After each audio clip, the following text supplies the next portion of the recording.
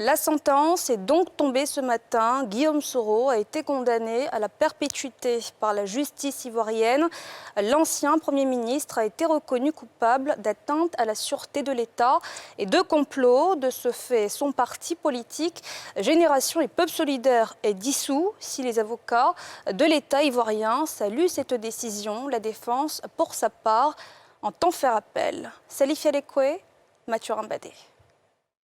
La justice ivoirienne a condamné l'ancien chef du gouvernement et ancien chef du Parlement ivoirien, Guillaume Soro, à la prison à vie pour complot et atteinte à l'autorité de l'État à l'issue d'un procès. 14 prévenus des 19 accusés étaient dans le box.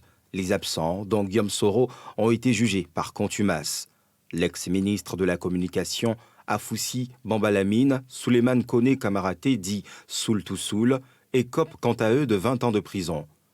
L'ancien ministre des Sports, Alain Lobognon, Félicien Sekongo, Simon Soro et Rigobert Soro ont été condamnés à 17 mois pour troubles à l'ordre public. Dans la même veine, le mouvement politique et citoyen Génération et Peuple solidaire, présidé par Guillaume Soro, est dissous. L'accusation salue cette décision quand la défense compte faire appel.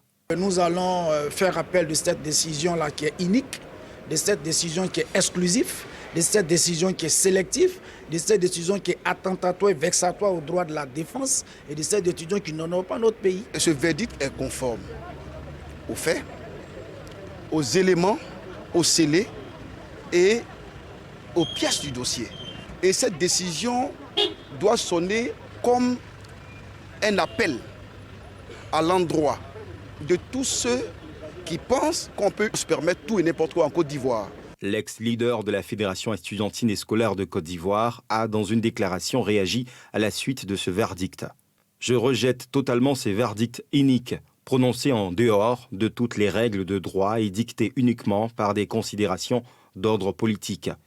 Il n'est caché à personne que le but ultime de ce procès est de porter un coup d'arrêt au projet politique dont je suis porteur et de m'écarter définitivement du jeu politique en Côte d'Ivoire. » Guillaume Kibafori Soro et 19 de ses proches étaient poursuivis, notamment pour tentative d'atteinte à l'autorité de l'État et complot, diffusion de nouvelles fausses et troubles à l'ordre public. Un processus judiciaire enclenché à l'issue de l'arrivée manquée de Guillaume Soro en Côte d'Ivoire le 23 décembre 2019.